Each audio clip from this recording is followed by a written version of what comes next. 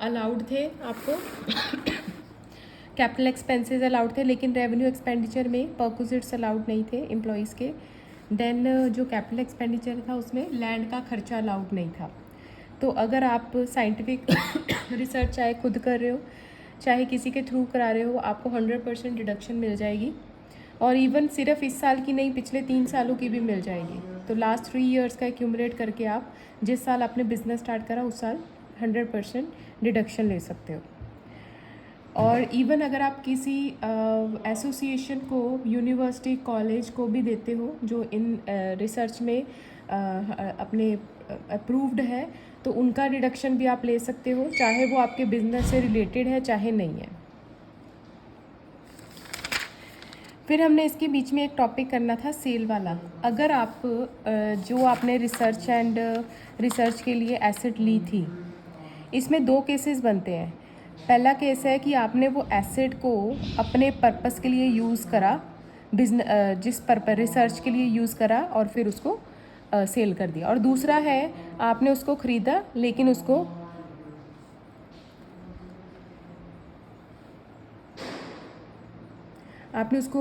Use नहीं करा, लेकिन एज इट इज़ मतलब रिसर्च के लिए यूज़ करके बिजनेस के लिए यूज़ नहीं करा और फिर उसको बेच दिया। तो यहाँ पे 2 सर्कमस्टेंसेस आपके बनते हैं।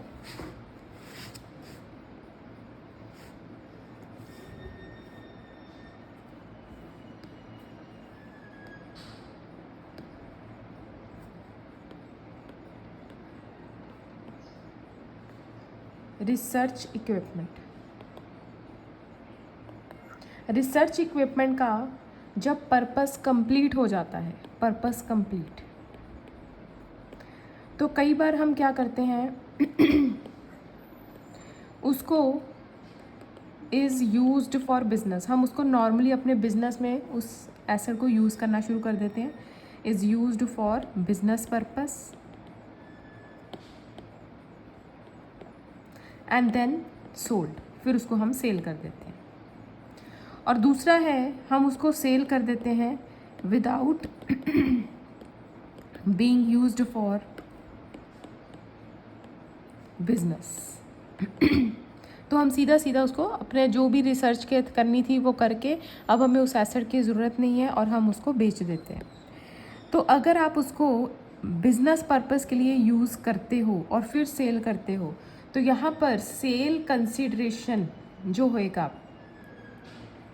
सेल कंसिडरेशन, उसमें से जो आपने कॉस्ट माइनस करनी है वो आप निल लोगे। तो ये इसमें जब भी आप कैपिटल गेन निकालोगे उसमें आपने जो कॉस्ट लेनी है वो निल आएगी।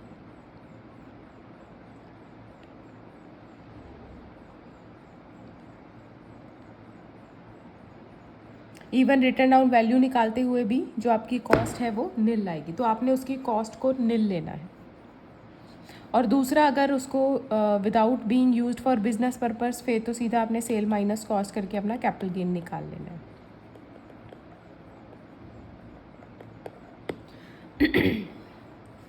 तो क्योंकि आपने डिडक्शन ऑलरेडी ले ली हुई है तो आप डबल बेनिफिट नहीं ले सकते, तो इसलिए गवर्नमेंट कहती है कि जब भी आप जहाँ जहाँ आप कॉस्ट लोगे वहाँ वहाँ आप उसमें से जितनी डिडक्शन आपने ले ली है वो माइनस कर दोगे। क्योंकि आपने तो 100% डिडक्शन ले ली होगी उस एसेट की, तो इसलिए कॉस्ट हमेशा निल आएगी।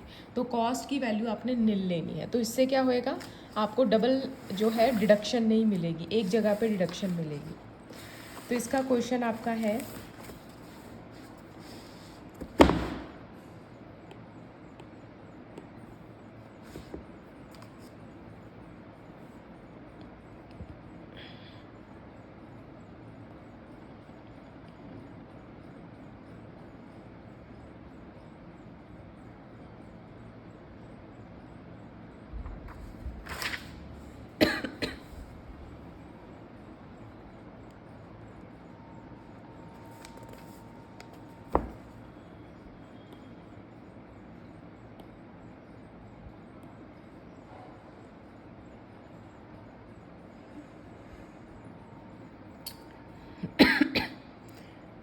XYZ Limited, a paper manufacturing concern, purchases a machine on 1st March 2020।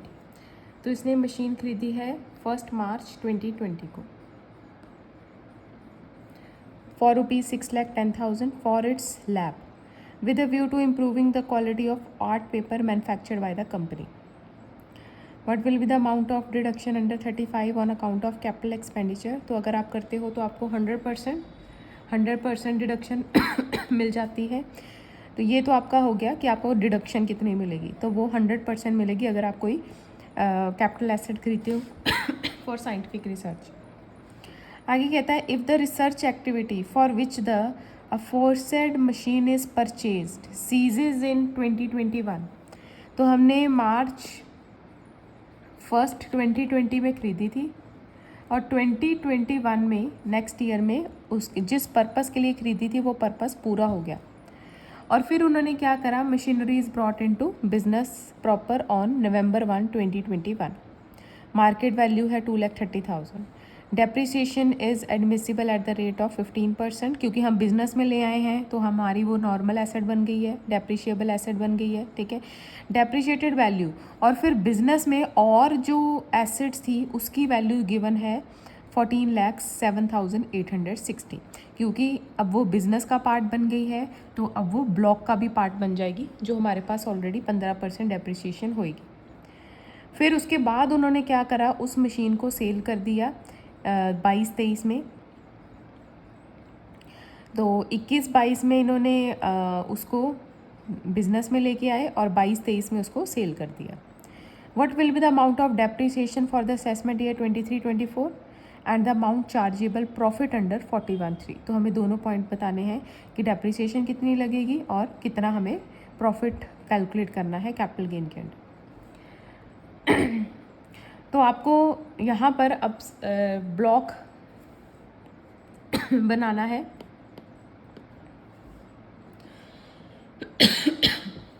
तो 1 अप्रैल 1 2021 को हमारा रिटर्न डाउन वैल्यू जो इन्होंने दी थी वो है 14,07,860। और उसमें अब ये नई मशीन आ गई थी, कॉस्ट ऑफ मशीन ट्रांसफर्ड, जो अभी ये ट्रांसफ़र करी है अब उसकी कॉस्ट यहाँ पे आपने नील लेनी है, क्योंकि उसमें से ऑलरेडी जो डिडक्शन है वो माइनस करनी है। तो डिडक्शन तो हमने 100% डिडक्शन अभी हमने ऊपर करा कि 100% डिडक्शन, तो उससे कॉस्ट ऑटोमेटिकली नील हो जाएगी। और फिर उसकी रिटर्न डाउन वैल्यू आएगी 14,07,860। अब इसमें से रिटर्न डाउन वैल्यू और इसका डेप्रिसिएशन, इस साल की डेप्रिसिएशन आपकी कैलकुलेट होएगी 15%। तो इसका 15% आपका आया 211179। अब ये था आपका 21-22 का डेप्रिशिएबल वैल्यू। अब 22-23 में उसने उसको सेल कर दिया।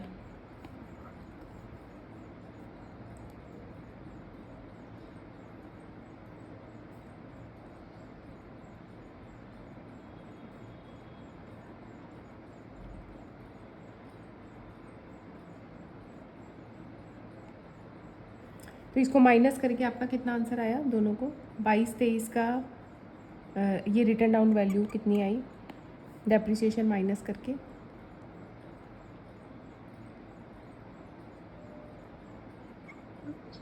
मैम 11,96,681।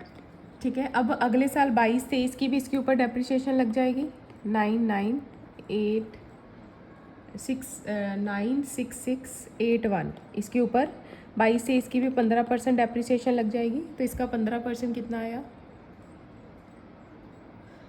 179502।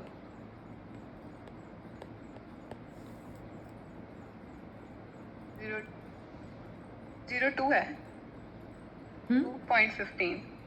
अच्छा, अब इसमें यहाँ पर अब हमारी जो स्टार्टिंग में ओपनिंग रिटर्न डाउन वैल्यू है 22-23 में, ओपनिंग रिटर्न डाउन वैल्यू आपकी आई थी 119,6681। अब इस साल हमने कोई भी कॉस्ट ऑफ हमारी एक्विजिशन नहीं है, इस बार हमने कोई कुछ भी परचेज नहीं करा लेकिन सेल कर दिया। तो सेल ऑफ साइंटिफिक रिसर्च आपका कितना हुआ इक्विपमेंट आपने सेल करी है 1,90,000 की, तो हमारा सिंपल फॉर्मूला है opening return down value add acquisitions minus cell. तो इन दोनों को माइनस करके अब आपकी वैल्यू कितनी आई, रिटर्न डाउन वैल्यू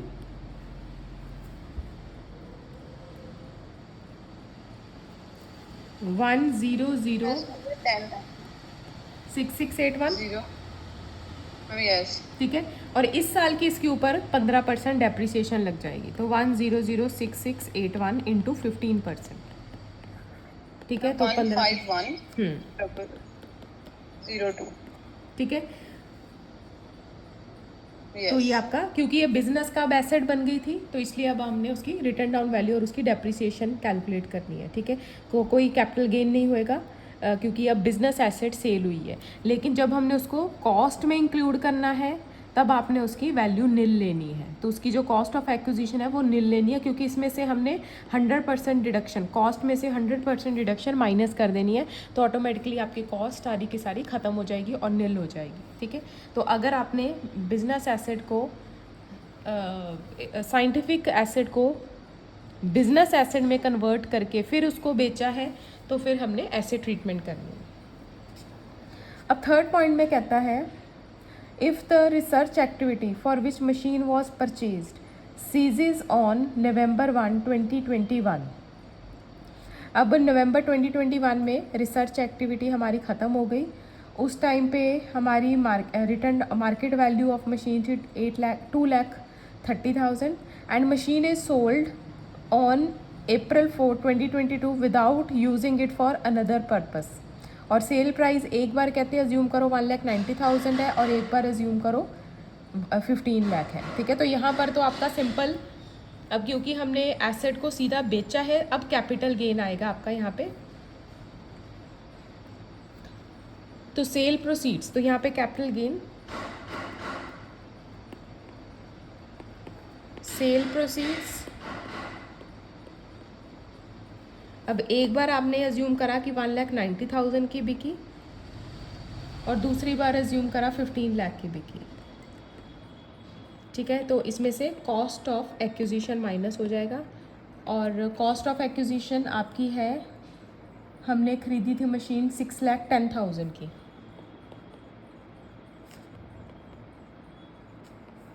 तो ये आपका शॉर्ट टर्म क्या, क्योंकि विद इन 1 ईयर आपने सेल कर दी, तो शॉर्ट टर्म कैपिटल गेन आ जाएगा।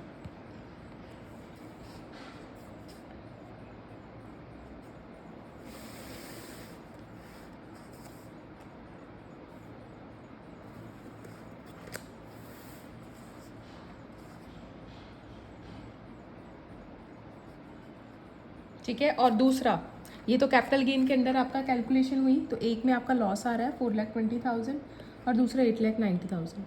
अब आपका बिजनेस इनकम में भी आपको टैक्स लगेगा, कितनी, sale proceeds but subject to maximum of deduction claimed under section 35। तो सेल प्रोसीड्स, बिजनेस इनकम रहेगी sale proceeds but subject to maximum of deduction under section 35। तो पहले केस में आपने, आपकी सेल प्रोसीड्स थी 1,90,000, लेकिन maximum of deduction claimed under तो 6,10,000, तो हम 1,90,000 आपका बिजनेस इनकम बन जाएगा, क्योंकि जो क्लेम डिडक्शन क्लेम करी है वो ज़्यादा है। और दूसरे केस में आपकी सेल प्रोसीड्स है 15 लाख, लेकिन subject to maximum of deduction, तो मैक्सिमम ऑफ डिडक्शन आपकी 6,10,000। तो सेल प्रोसीड्स और deduction which ever is less यहाँ पे आएगा, ठीक है। तो वो बिजनेस इनकम का पार्ट बन जाएगा अंडर सेक्शन 41(3), ठीक है। क्योंकि आपने उसकी डिडक्शन ली थी, लेकिन उसको आपने अब सेल कर दिया है, तो गवर्नमेंट कहता है कि थोड़ा सा पार्ट हम उसको बिजनेस इनकम के अंडर भी टैक्स लगाएंगे, क्योंकि आपने उसको सेल करा है। आपने पहले उसकी 100% डिडक्शन ले ली है और साथ में ही उसको सेल कर दिया है।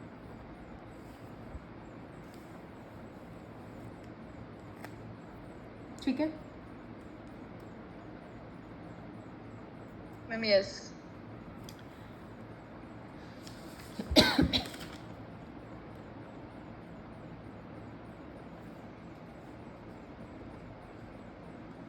नेक्स्ट हमारा सेक्शन है 35A-BB। ये हमारा सेक्शन है अगर आप कोई लाइसेंस फ़ीस लेते हो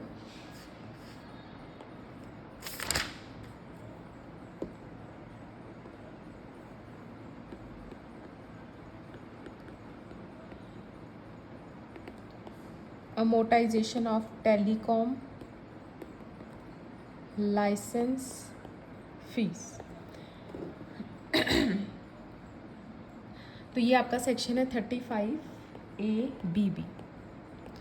अब ये एक तरह से इंटेंजिबल एसेट है आपकी, क्योंकि आप लाइसेंस फीस ले रहे हो, लाइसेंस, कॉपीराइट, पेटेंट, तो कोई भी राइट, कोई भी लाइसेंस, कोई भी फ्रेंचाइजी लेते हो वो आपकी इंटेंजिबल एसेट बन जाती है, इंटेंजिबल एसेट है। अब इंटेंजिबल एसेट्स के ऊपर अमोर्टाइजेशन की डेप्रिसिएशन की जगह पे लगती है अमोर्टाइजेशन। तो यहाँ पे यही बताया है कि अगर आपने कोई लाइसेंस लिया है तो उसकी डेप्रिसिएशन आप उसकी लाइफ के हिसाब से डिवाइड करके निकालोगे। तो अगर आपने लाइसेंस फीस जो है 1 लाख की ली है 10 साल के लिए, तो आपने उसको डिवाइडेड बाय 10, तो हर साल 10,000 का आप उसकी डिडक्शन ले सकते हो।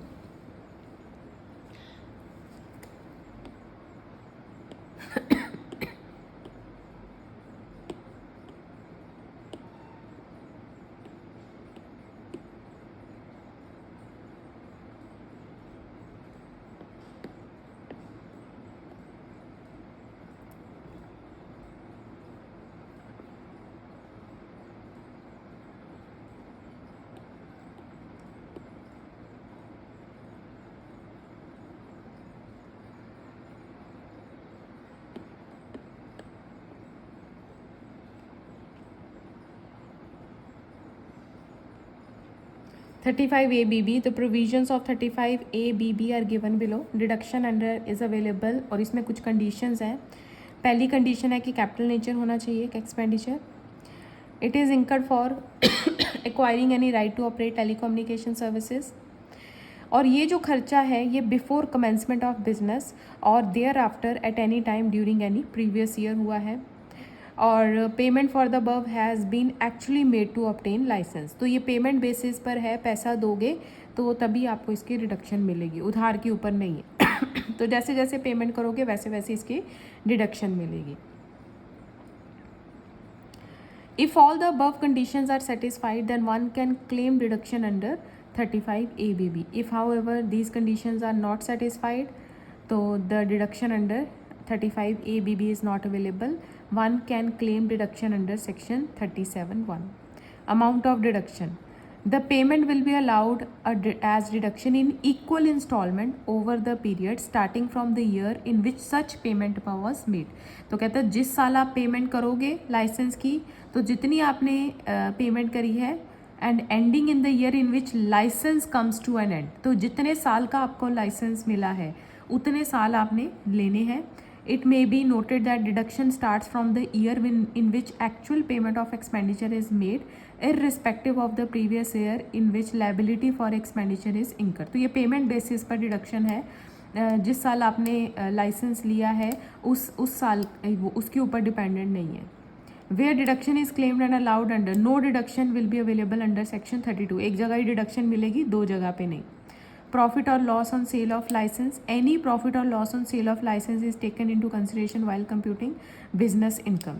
Consequences in case of amalgamation. तो अगर आप amalgamate हो गए हो, डीमर्जर हो गए हो, तो जो आपकी नई कंपनी है उसको बाकी की डिडक्शन मिल जाएगी। तो ये ट्रांसफरेबल है डिडक्शन। तो अगर आप amalgamate या डीमर्ज हो गए हो तो आपने जितने साल डिडक्शन ली, सपोज़ 2 साल ली है 20,000 की, तो बाकी के जो 80,000 है वो डीमर्ज्ड कंपनी को मिल जाएगी डिडक्शन।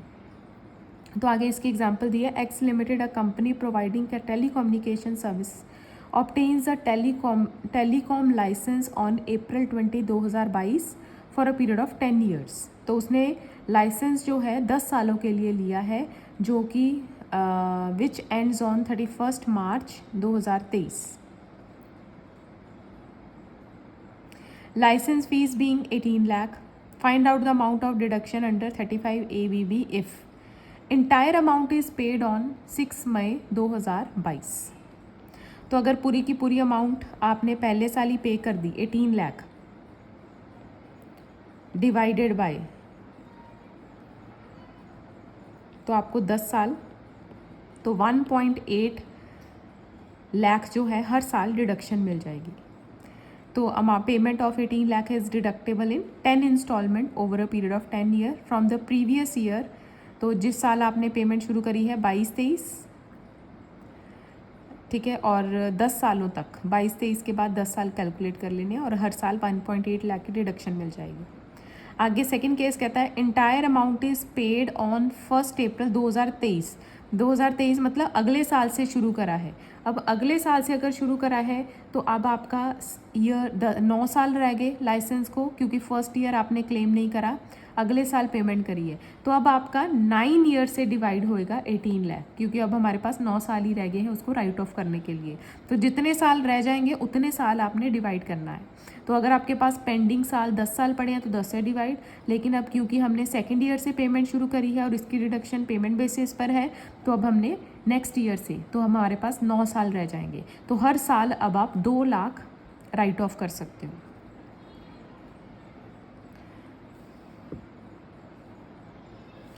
थर्ड कहता है अब हमने 3 इंस्टॉलमेंट में पेमेंट करी है। तो पहली इंस्टॉलमेंट 30 अप्रैल 2022 को करी है, मतलब पहले साल ही कर दी है। तो 3 इक्वल इंस्टॉलमेंट, 18 लाख का 3 इक्वल इंस्टॉलमेंट, 6 लाख की आपने 3 इंस्टॉलमेंट करी है। जो पहली इंस्टॉलमेंट है वो पहले साल ही कर दी है, तो मतलब जो पहले साल करी है 6 लाख, उसको आपको पूरे 10 साल मिलेंगे राइट ऑफ करने के लिए। 60,000 ऐसे चलता रहेगा 10 साल। अब जो नेक्स्ट इंस्टॉलमेंट आपने नेक्स्ट ईयर करी है 6 लाख की, अब उसके लिए हमारे पास 9 साल बचे हैं, तो आपने उसको 9 से डिवाइड कर देना है। तो ये आपका आ जाएगा 6, तो ये आपका 23-24 से ही मिलनी स्टार्ट होएगी। और फिर उससे अगले साल अब आपने जो 6 लाख की करी उसके लिए और टाइम कम पड़ गया, तो 8 साल रह गए हैं, तो उसको हम डिवाइडेड बाय 8 करेंगे और वो तीसरे साल से मिलनी शुरू होएगी। 75,000 ये समझ आ गया कैसे करना है। तो जैसे जैसे साल ख़त्म हो जाएंगे हमारा डिनोमिनेटर भी माइनस होता जाएगा, क्योंकि हमें उस 10 सालों में ही लाइसेंस की लाइफ में ही उसको राइट ऑफ करना है, उससे ज़्यादा फ्रेश आपको ईयर्स नहीं मिलेंगे, तो लाइफ में ही उसको एडजस्ट करना है। तो जैसे जैसे लाइफ ख़त्म होती जाएगी डिनोमिनेटर भी रिड्यूस होता जाएगा, ठीक है, और आपको खर्चा ज़्यादा से ज़्यादा राइट ऑफ करने का मौका मिलेगा,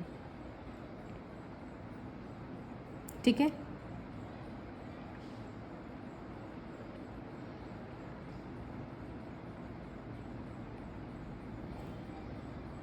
यस। अब ये अगर 4 इंस्टॉलमेंट में है तो अब देखो ये दोनों इंस्टॉलमेंट एक ही साल में है, 22 में 22-23, तो इसको आपको 10 साल मिलेंगे और बाकी 2 इंस्टॉलमेंट 23-24 की हैं तो इसको 9 साल मिलेंगे।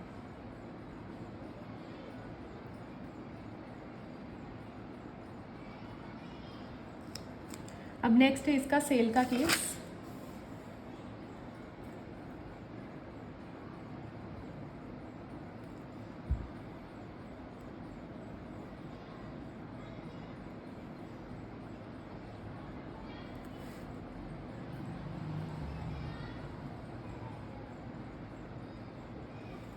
तो सेल के केस में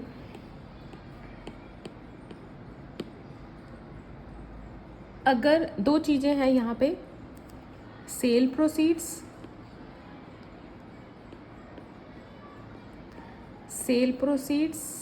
एंड दूसरा है return down value. Return down value कैसे? अब जैसे आपने अभी यहाँ पे हमारा 18 लाख का खर्चा था और 2 साल के लिए हमने उसका खर्चा ले लिया, तो 2 साल का 18 डिवाइडेड बाई 10, 1.8 8 16 3,60,000 हमने माइनस कर दिया और उसके बाद हमने इसको सेल कर दिया। तो उस केस में आपने return down value will be deduction minus करने के बाद, मतलब जिस साल आपने सेल करा है उस साल तक की डिडक्शन माइनस करके जो आपकी वैल्यू आएगी। तो यहाँ पे डेप्रिसिएशन नहीं लगेगी क्योंकि यहाँ पर अमोर्टाइजेशन हो रही है, तो जितनी आपने अमोर्टाइज कर दिया वो माइनस करके जितनी आपने मोटाइज कर दिया वो माइनस करके जिस साल सेल करा है वहाँ तक ही आपने रिटर्न डाउन वैल्यू पर आ जाना है, मोटाइजेशन लगा के for number of years used, number of years used. तो 2 साल अगर यूज़ करा है 3,60,000, 3 साल यूज़ करा है तो 1.6 इंटू 3 हो जाएगा 1.6, तो रिटर्न डाउन वैल्यू पे आ जाना है। अब आपने इन दोनों को कंपेयर करना है, sale proceeds and written down value. अगर सेल प्रोसीड्स नंबर 1, अगर सेल प्रोसीड्स कम है रिटर्न डाउन वैल्यू से,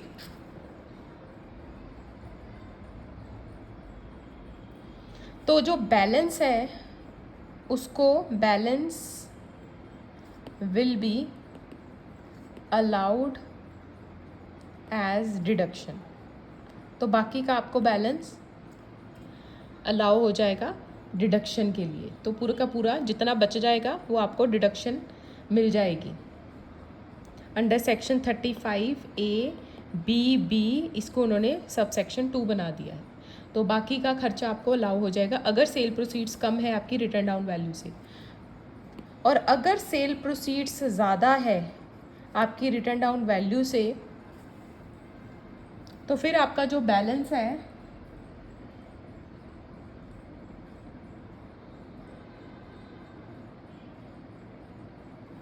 हम बिजनेस मानेंगे, बिजनेस इनकम मानेंगे, बैलेंस बिजनेस इनकम मानेंगे, और ऊपर से प्लस कैपिटल गेन भी कैलकुलेट होएगा। तो एक तो जो बैलेंस है वो नोशनल बिजनेस इनकम माना जाएगा, और दूसरा जो बाकी होएगा सेल प्रोसीड्स माइनस कॉस्ट, वो आपका कैपिटल गेन में कैलकुलेट होएगा, कैपिटल गेन भी लगेगा। तो बिजनेस इनकम की लगेगी, कैपिटल गेन भी लगेगा। तो ये 2 केसेस हैं, ठीक है। तो कैपिटल गेन तभी लगेगा अगर सेल प्रोसीड्स एक्सीड करेगी आपकी रिटर्न डाउन वैल्यू को। अब इसका क्वेश्चन देखो,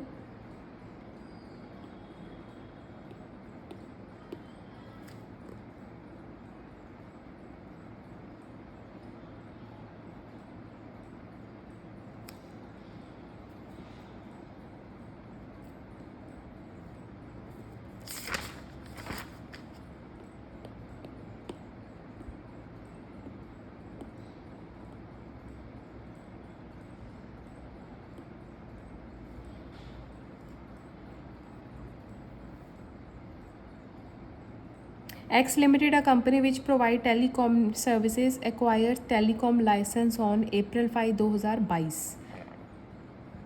तो 2022 को इसने लाइसेंस लिया है 15 ईयर्स के लिए, which ends on 31 March 2037। Licence fee है 15 लाख। तो इसका मतलब हर साल 1 लाख की डिडक्शन मिलेगी, 1 लाख। अगर payment licence fee rupees 15 lakh paid on 6 May 2022, तो उसी साल पे कर दी है तो मिल जाएगी। लेकिन उसके बाद उन्होंने ट्रांसफ़र कर दिया by X limited on December 20, 2024 for rupees 6,92,000, 13,70,000। तो 3 केसेस हैं। तो पहले तो हमें उसकी रिटर्न डाउन वैल्यू निकालनी है, और उसने सेल कब करी है 24-25 में, 24-25 में उसने सेल करी है। तो हमने कितने साल उसको यूज़ करा है 22-23, 23-24, 24-25 में हमने उसको सेल कर दिया है। तो 2 साल हमने उसको यूज़ करा है, तो मतलब हमने 2 लाख की डिडक्शन ली है, ठीक है। तो ये आ जाएगा आपका 13 लाख। तो 15 लाख माइनस 13 लाख। तो अब आपने इससे कंपेयर करना है सेल कंसिडरेशन को 13 लाख से।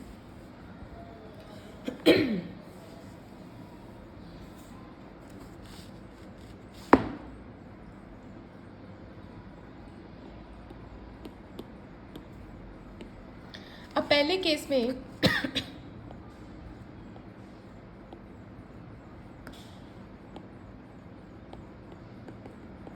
आपकी सेल कंसिडरेशन है, सेल प्रोसीड्स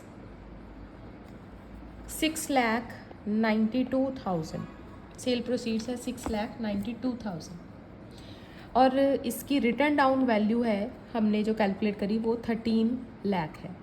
तो सेल प्रोसीड्स कम है than your written down value, तो बैलेंस जो है वो अलाउड एज डिडक्शन। तो बैलेंस आपको एज डिडक्शन अलाउ हो जाएगा, balance is allowed as deduction. तो बैलेंस आपका दोनों को माइनस करके कितना आया,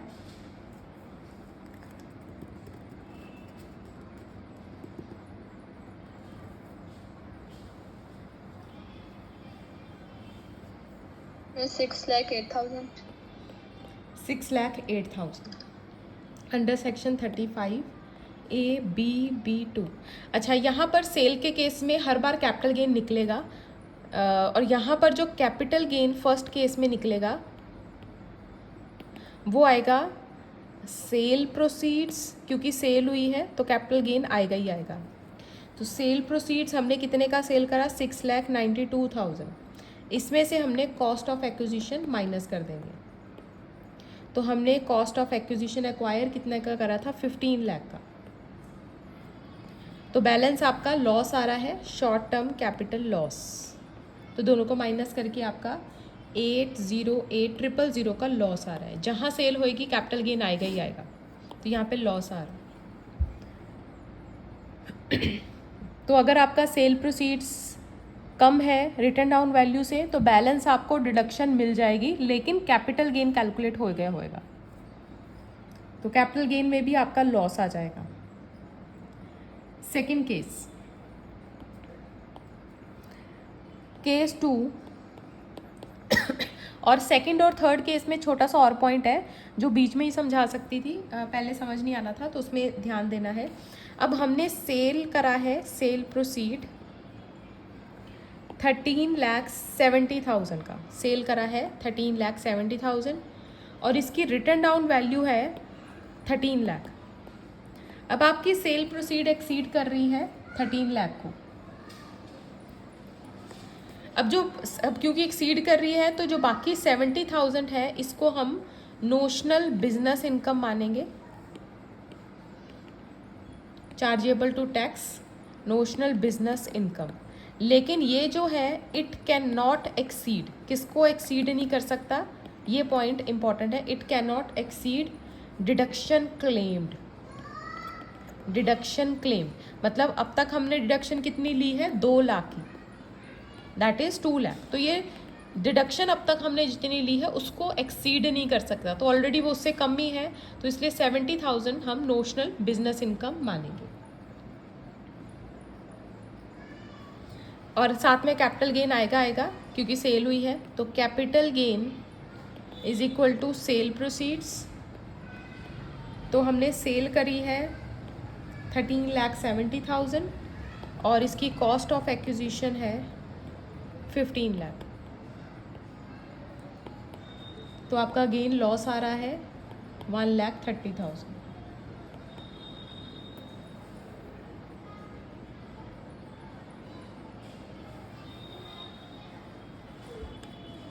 थर्ड केस में, अब इन्होंने कहा है कि अज्यूम करो 15,60,000 का आपका सेल हुआ है, तो सेल प्रोसीड्स अब आपकी है 15,60,000 और रिटर्न डाउन वैल्यू है 13 लाख। तो अब सेल प्रोसीड ज़्यादा है और आपका अब क्योंकि ज़्यादा है तो आपका नोशनल बिजनेस इनकम माना जाएगा, नोशनल बिजनेस इनकम। लेकिन इट कैन नॉट एक्सीड जो आपने डिडक्शन क्लेम करी है, तो 2 लाख को एक्सीड नहीं कर सकता। अब यहाँ पे क्योंकि 2,60,000 आ रहा है, लेकिन नोशनल बिजनेस इनकम हम 2 लाख ही लेंगे, इससे ज़्यादा नहीं लेंगे।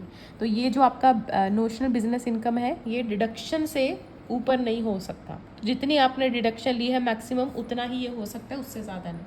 तो ये इसमें पॉइंट आपने स्टार बना लेना है। और कैपिटल गेन आएगा ही आएगा क्योंकि सेल हुई है, तो capital gain will be sale proceeds. तो आपने सेल करी है 15,60,000 minus cost of acquisition. Cost of acquisition आपने खरीदी थी 15 लाख। अब यहाँ पे आपको 60,000 का प्रॉफिट हो रहा है।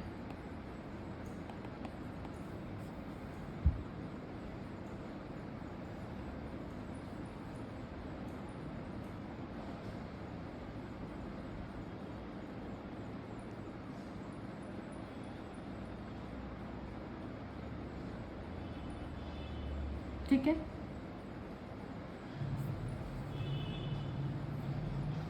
Yes. बाकी आपका जो बॉक्स में है वो होमवर्क में रहेगा।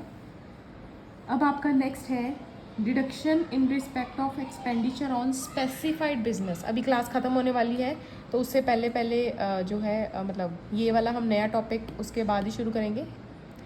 35 AD स्पेसिफाइड बिजनेस।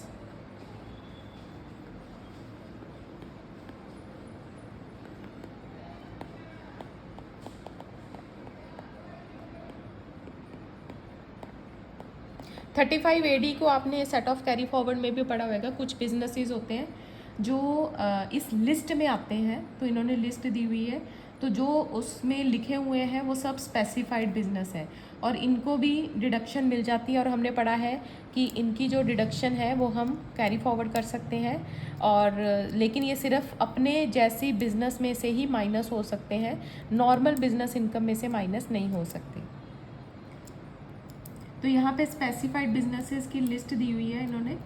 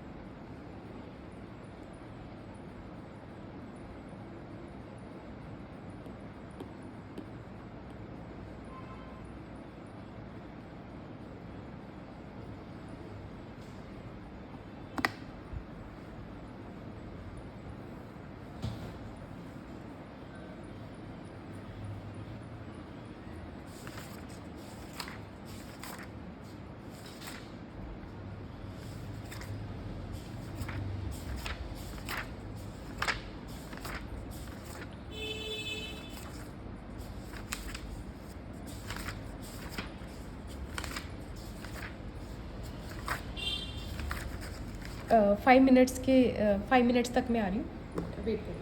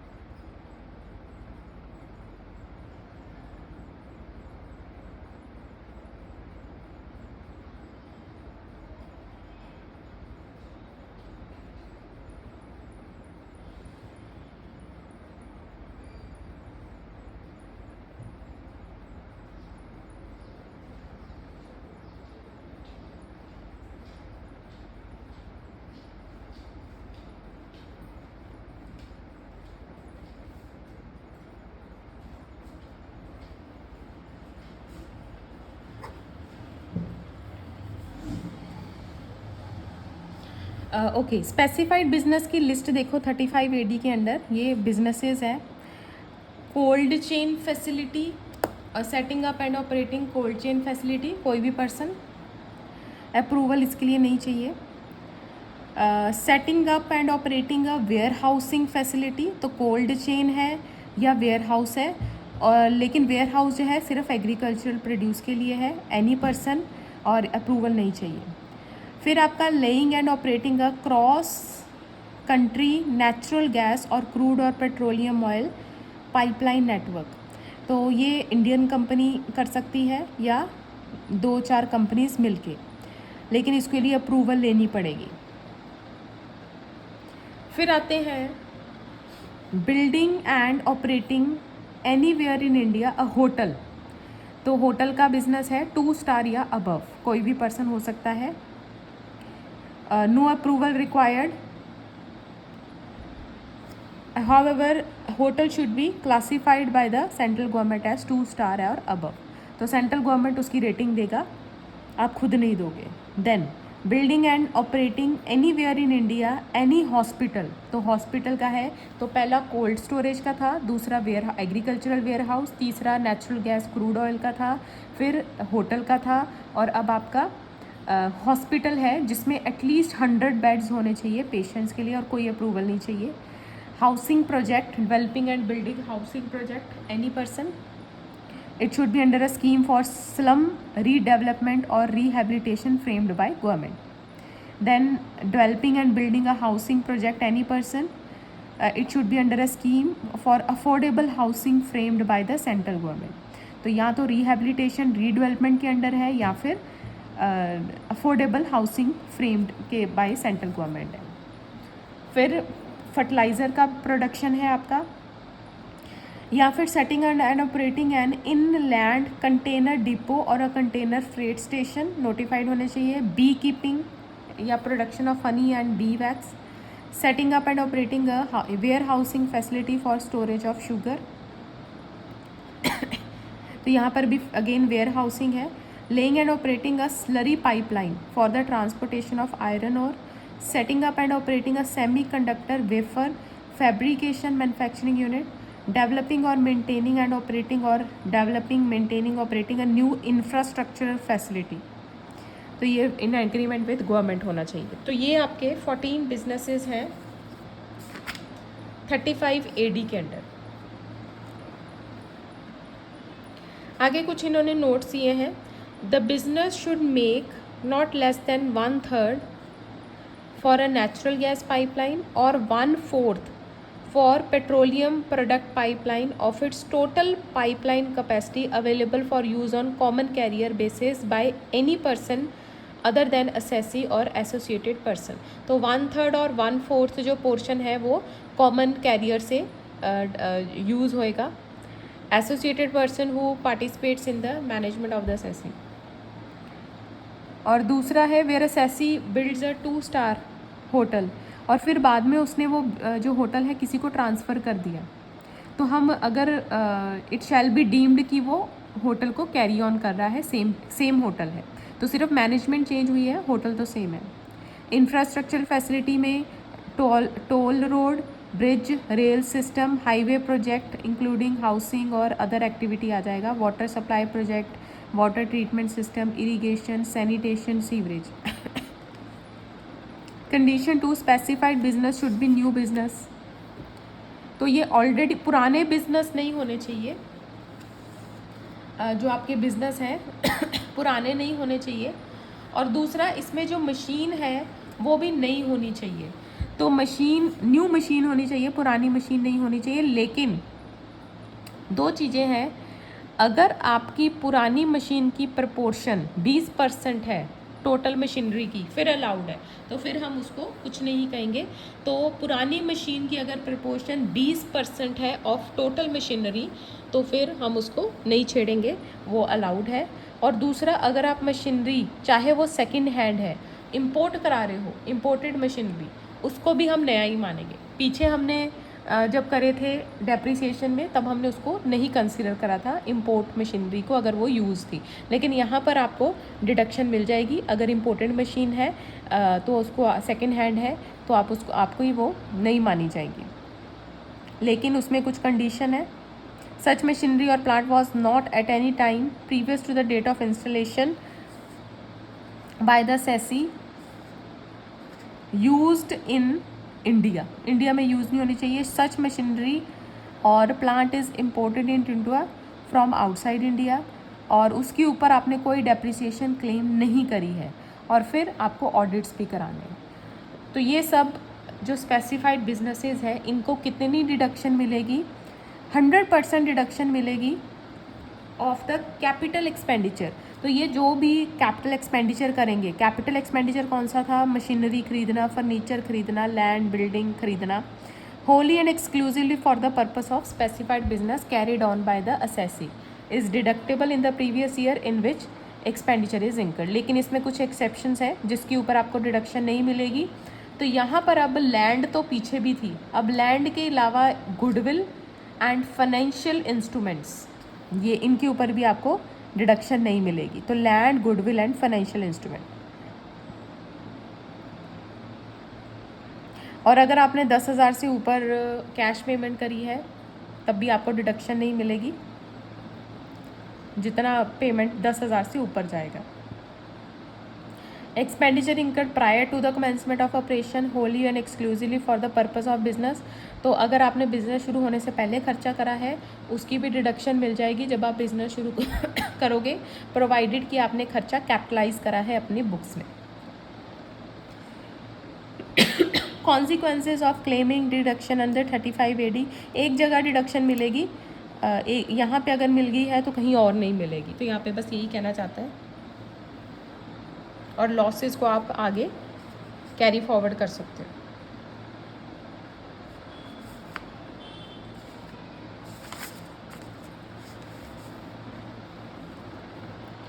और आपने जो कैपिटल एसेट खरीदी है उसका लॉक इन पीरियड 8 ईयर्स है। तो जो भी कैपिटल एसेट खरीदोगे उसका लॉक इन पीरियड 8 ईयर्स है।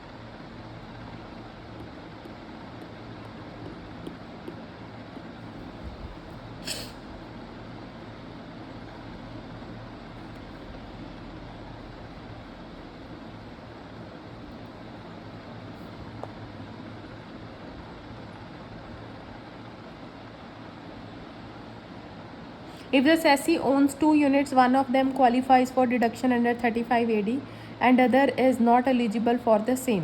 तो एक नॉर्मल बिजनेस है और एक 35 AD वाला है। There is inter unit transfer of, लेकिन वो एक दूसरे को सेल कर रहे हैं। तो हम 35 AD में मार्केट वैल्यू पर वो ट्रांजेक्शन्स को रिकॉर्ड करेंगे, फेयर मार्केट वैल्यू पर। An asset in respect of which deduction is claimed under 35 AD shall be used only for the specified business for a period of 8 year। तो जिस साल आपने asset खरीदी है 8 साल तक आपने उसको स्पेसिफाइड बिजनेस के लिए ही यूज़ करना है। The total amount of deduction so claimed allowed in previous in respect of such asset as reduced by the amount of depreciation allowable as if no depreciation has been allowed under section 35 AD shall be deemed to be business income of the previous year। तो हमने अगर आपने उस asset को 8 साल से पहले बेचा तो उसकी जो कॉस्ट है उसमें से आपने डेप्रिसिएशन माइनस करनी है, जैसे कि आपने वो नॉर्मल एसेट खरीदी थी। तो जिस साल सेल हुई है तो आपने अगर जैसे 2 साल बाद बेच दिया तो आपने 2 साल की उसकी नॉर्मल डेप्रिसिएशन माइनस करके उसको रिटर्न डाउन वैल्यू निकाल के उसको सेल वैल्यू से कंपेयर करना है। तो हम ऐसे मानेंगे जैसे वो 35 AD के लिए आई ही नहीं थी, एक नॉर्मल बिजनेस एसेट है। लेकिन अगर आपने उस एसेट को सिक इंडस्ट्रियल कंपनी, आप सिक इंडस्ट्रियल कंपनी बन गए हो, फिर 8 ईयर का आपके ऊपर टाइम फ्रेम नहीं है।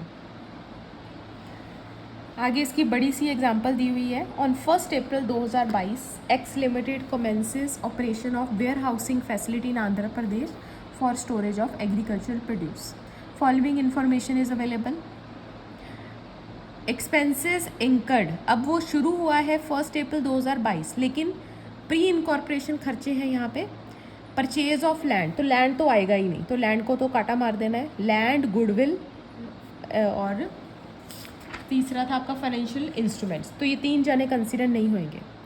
Then construction cost of warehouse आ जाएगा, परचेज ऑफ नो हाउ आ जाएगा, सैलरी टू स्टाफ आ जाएगा।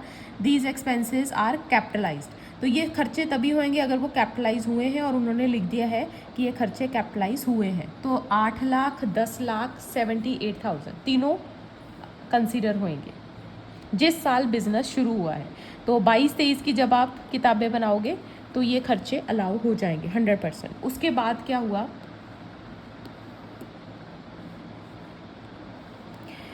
एक्सपेंसेस 22-23 में आपने कौन कौन से करे हैं। Construction cost of warehouse हो जाएगी, purchase of old plant and machinery from domestic market, तो ये ओल्ड प्लांट एंड मशीनरी है, वैसे तो ये अलाउड नहीं है, लेकिन उसमें एक कंडीशन में लिखा था कि अगर इसका प्रपोर्शन 20% तक है टोटल प्लांट एंड मशीनरी का फिर अलाउ हो जाएगा। तो हमें उसके लिए पहले हम बाकी चीज़ें देखते हैं। एक प्लांट एंड मशीनरी जर्मनी से आई है तो ये भी अलाउ हो जाएगी। बाहरली मशीन अलाउ हो जाएगी प्रोवाइडेड कि वो इंडिया में यूज़ नहीं हुई, और नई प्लांट एंड मशीनरी तो होएगी, गुडविल नहीं होएगी। तो अब हमारे पास न्यू प्लांट एंड मशीनरी, तो ये है टोटल 15 लाख, और जो ये वाली है वो है 9,4,13 सॉरी 13 लाख, और जो पुरानी है वो 2 लाख है। तो 13 लाख का 20% आपका हुआ 2,60,000। तो अब क्योंकि उसका प्रपोर्शन कम है 20% of new plant and machinery, तो अब ये अलाउ हो जाएगी, तो इसकी रिडक्शन मिल जाएगी। ठीक है। अब उसने अपना profit and loss account show करा है और जिसमें कुछ कुछ उसने डिडक्शंस ली हैं। तो उसने एक पहले डेप्रिसिएशन ऑफ बिल्डिंग लिया है, जो उसने कंस्ट्रक्शन करी थी उसकी डेप्रिसिएशन क्लेम करी है, मशीनरी की डेप्रिसिएशन क्लेम करी है, cost of know how return of other operating expenses, donation to a political party. तो उस नेट प्रॉफिट में उसने कुछ खर्चे एज अ डेप्रिसिएशन शो करे हैं। तो अभी हमने पढ़ा कि आपको एक जगह बेनिफिट मिलेगा, तो अगर आपने डिडक्शन ले ली है 35 AD के अंडर, तो आप उसकी डेप्रिसिएशन अमोर्टाइजेशन नहीं ले सकते। तो ये चीज़ें डिसअलाउ हो जाएगी उसके प्रॉफिट में से।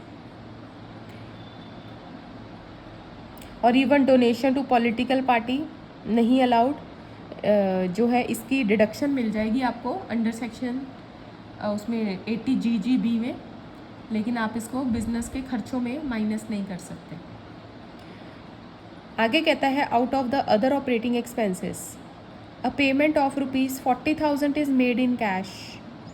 तो 40,000 की पेमेंट डिसअलाउ हो जाएगी क्योंकि वो कैश में करी है। और other operating expenses are deductible under section 37 out of the taxable income on the assumption that X limited has following income from sources: income from business of commission agency. तो एक उसकी और एजेंसी है, तो दूसरी कोई एजेंसी है, 20,15,000 की उसकी इनकम है। डिविडेंड फ्रॉम इंडियन कंपनी 50,000 है।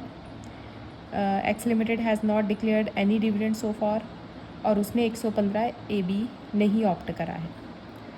तो अब हम पहले उसकी बिजनेस इनकम कैलकुलेट करेंगे। तो उसने अपनी बिजनेस इनकम शो करी है 53,49,000। अब इसमें से जो मैंने सर्कल करे हैं, जो खर्चे अलाउड नहीं है, 3,40,000, 3,50,000, 10 लाख।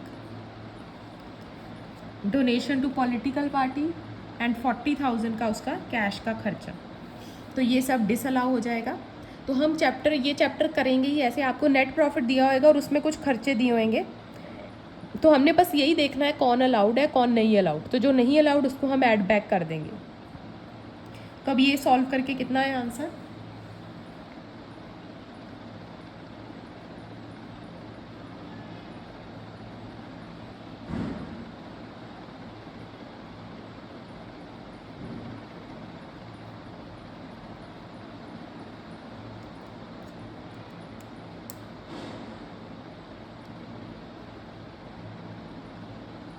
$70,89,000. कितना? 70 $89,000. 70,89,000। ठीक है। अब हम इसमें से 35 AD की रिडक्शन देंगे, और उसके लिए हमने क्या क्या टिक करा था? 8 लाख, 10 लाख, 78,000, फिर उसके बाद 60 लाख, और फिर 3 मशीनें। तो इन 6 को प्लस करके कितना आया? 7 आइटम्स को। तो ये आपको 35 AD में उसकी रिडक्शन मिल जाएगी। तो ये सारे मिला के कितने हुए? 8 लाख, 10 लाख, 78,000, 60 लाख एंड मशीनरी है सारी की मिला के 4, 5, 6, 15 लाख।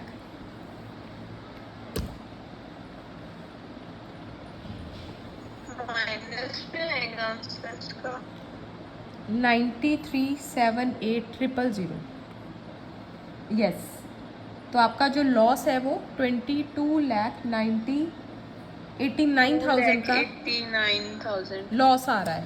ठीक है। तो स्पेसिफाइड Loss बिजनेस आ में रहा आपका लॉस आ रहा है।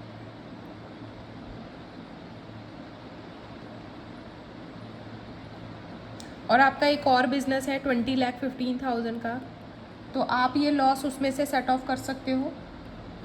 नॉर्मल बिजनेस को 35 AD में से सेट ऑफ नहीं कर सकते, लेकिन 35 AD को नॉर्मल बिजनेस में से सेट ऑफ कर सकते हो।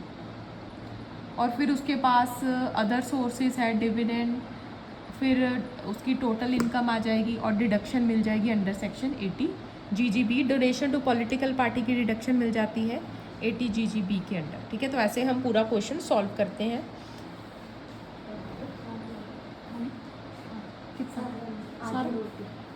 दो चार गिराई मुंह साफ भी है हाथ साफ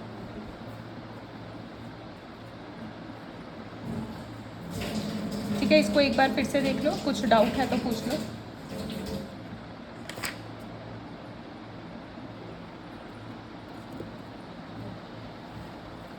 खाना अभी कर किसके साथ खाया इसने? आलू की जो बड़ी भाजी बनाती है वो रोटी उसमें मैश कर दी वो खा ली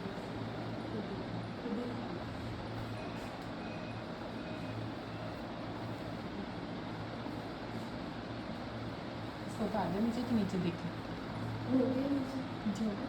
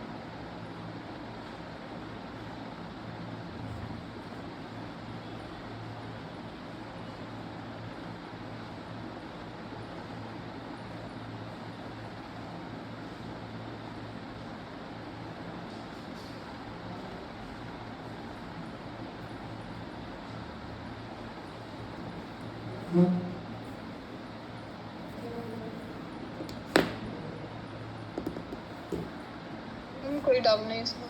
हो गया, ठीक है। यस। नेक्स्ट है, अब इसके छोटे छोटे हैं। Deduction for expenditure incurred on agriculture rural development programme, payment to association institution for carrying out rural development programme. तो अगर आप किसी इंस्टीट्यूट या एसोसिएशन को रूरल डेवलपमेंट प्रोग्राम के लिए कंट्रीब्यूट करते हो तो उसकी भी आपको डिडक्शन मिल जाएगी 100%। और any sum pay to following any association और institution to be use for carrying out rural development, approved होना चाहिए। Association institution which has its object of training of persons for implementation of rural development, national fund for rural development और poverty eradication fund. तो rural अगर ऐसे कोई development programmes को आप contribute करते हो तो 100% अलाउड है। Then deduction for expenditure incurred on agricultural extension project, ये भी 100% अलाउड है। तो बस इसके नाम पढ़ते पढ़ते नाम ही बहुत है, उतना ही याद करके कि एग्रीकल्चरल एक्सटेंशन प्रोजेक्ट या रूरल डेवलपमेंट प्रोग्राम, तो वो आपको 100% डिडक्शन मिल जाएगी। उसके बाद skill development, expenditure for skill development. अगर कोई कंपनी अपने एम्प्लॉयज़ की स्किल डेवलपमेंट के लिए खर्चा करती है, लेकिन वो लैंड का खर्चा नहीं होना चाहिए, बिल्डिंग का खर्चा नहीं होना चाहिए, on any notified skill development, तो 100% वो खर्चा अलाउ हो जाएगा। Following point should be noted. A company engaged in manufacture production of article और थिंग, लेकिन वो अल्कोहल, स्पिरिट्स, तंबाकू प्रोडक्ट नहीं होने चाहिए। और company engaged in providing specified services can claim a deduction.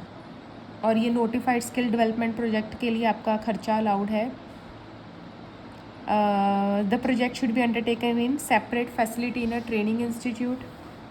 तो बस आपने हेडिंग बहुत है कि स्किल डेवलपमेंट के लिए कोई खर्चा करते हो तो 100% वो अलाउड है।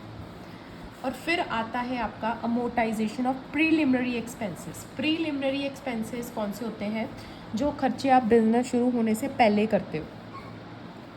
और ये कौन से खर्चे हैं? जैसे आपने बिज़नेस शुरू होने से पहले रजिस्ट्रेशन अपनी करानी है कंपनी की, प्रिंटिंग, प्रॉस्पेक्टस प्रिंट कराना है, और आपने कुछ पार्टियों के साथ इन एडवांस एग्रीमेंट करना है, क्योंकि बिज़नेस शुरू होने से पहले ही आप उनके साथ डील करोगे कि हम हमारे साथ आपने ये सप्लाई करना है, ठीक है।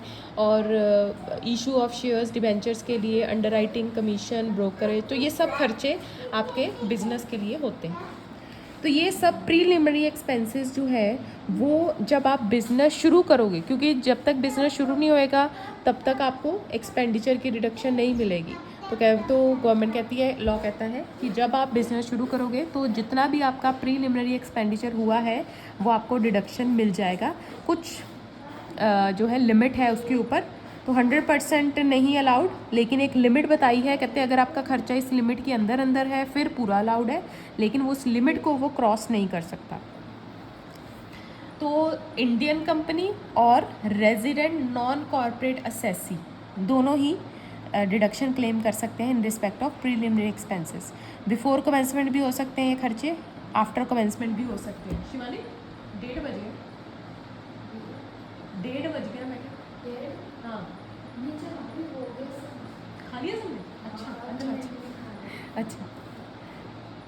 सच एक्सपेंडिचर में बी इंकर्ड बिफोर कमेंसमेंट और आफ्टर कमेंसमेंट। अब कौन सा खर्चा है क्वालिफाइड एक्सपेंडिचर?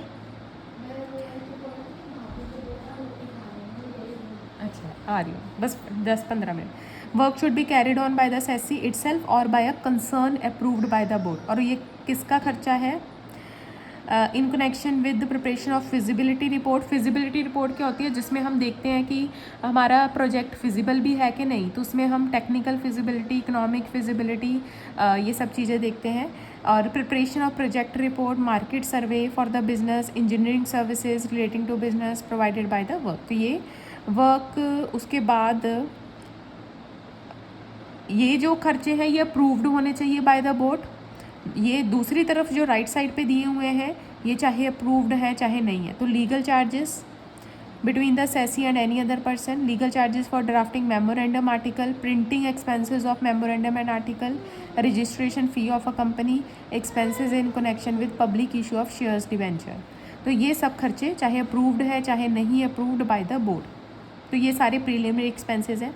अब इसकी लिमिट क्या है? सीलिंग लिमिट, मतलब इसको वो क्रॉस नहीं कर सकते। तो आपके जो खर्चे हैं ये ऊपर वाले इसको क्रॉस नहीं कर सकते। तो अगर आप कॉर्पोरेट असेसी हो तो फिर आपने दो चीज़ें देखनी है, cost of project and capital employed. तो इन दोनों में से जो भी ज़्यादा होएगा, कॉस्ट ऑफ प्रोजेक्ट किसको बोलते हैं? फिक्स्ड एसेट्स को, आपकी fixed assets. Cost of project fixed assets होती हैं। ये वाला fixed asset land, building, lease hold, plant, machinery, furniture, fitting, railway sidings, excluding expenditure on development of land and building. तो ये नहीं होना चाहिए बीच में। तो ये आपका कॉस्ट ऑफ प्रोजेक्ट है। और दूसरा कैपिटल एम्प्लॉयड। कैपिटल एम्प्लॉयड क्या होता है? Debt plus equity. Debt plus equity मतलब आपके जो शेयर्स हैं, इक्विटी शेयर्स, शेयर कैपिटल है, सिक्योरिटी प्रीमियम, डिबेंचर्स, लोन्स। ठीक है, तो इसमें कौन कौन आएगा? शेयर कैपिटल आएगी, डिबेंचर्स, लोन्स आएंगे। तो इन दोनों में से जो भी हायर होएगा उसका 5% आपने लेना है। और अगर आप नॉन कॉर्पोरेट असेसी हो फिर सिर्फ आपका कॉस्ट ऑफ प्रोजेक्ट ही देखा जाएगा। अगर आप कंपनी नहीं हो तो ऑब्वियसली आपके पास शेयर्स नहीं होंगे, तो फिर सिर्फ कॉस्ट ऑफ प्रोजेक्ट ही देखा जाएगा। And what is a qualifying expenditure? आपको 1/5 इज़ अलाउड फॉर 5 ईयर्स। तो आपका खर्चा एक बार में आपको नहीं अलाउ होएगा। जो खर्चा है क्वालिफाइंग एक्सपेंडिचर है उसका 1/5 फॉर 5 ईयर्स। तो 5 सालों में आप उसको टुकड़ों में राइट ऑफ कर सकते हो। इसके लिए आपको ऑडिट रिपोर्ट भी चाहिए।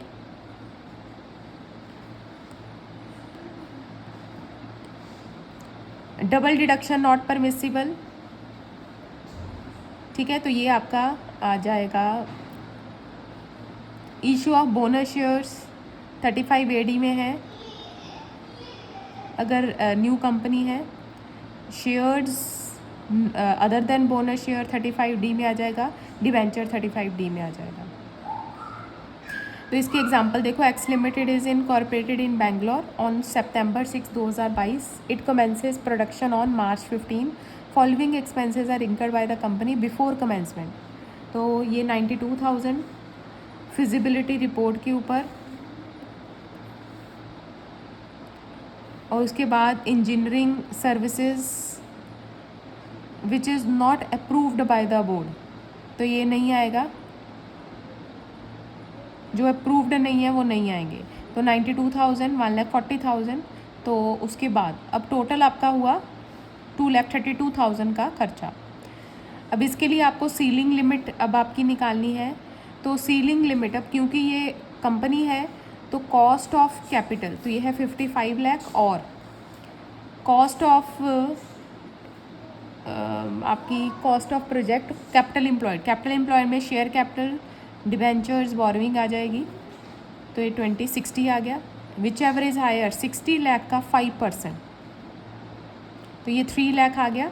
तो 3 लाख तक का आपका खर्चा अलाउड है, लेकिन आपका खर्चा ऑलरेडी कम है 2,32,000, तो इसलिए पूरा का पूरा अलाउ हो जाएगा फॉर 5 ईयर्स, तो डिवाइडेड बाय 5, तो हर साल आपको 46,400 अलाउ हो जाएगा 5 साल के लिए। ठीक है, तो ये था आपका प्रीलिमिनरी एक्सपेंडिचर। तो आपके जो बॉक्सेस वाले हैं वो होमवर्क में रहेंगे।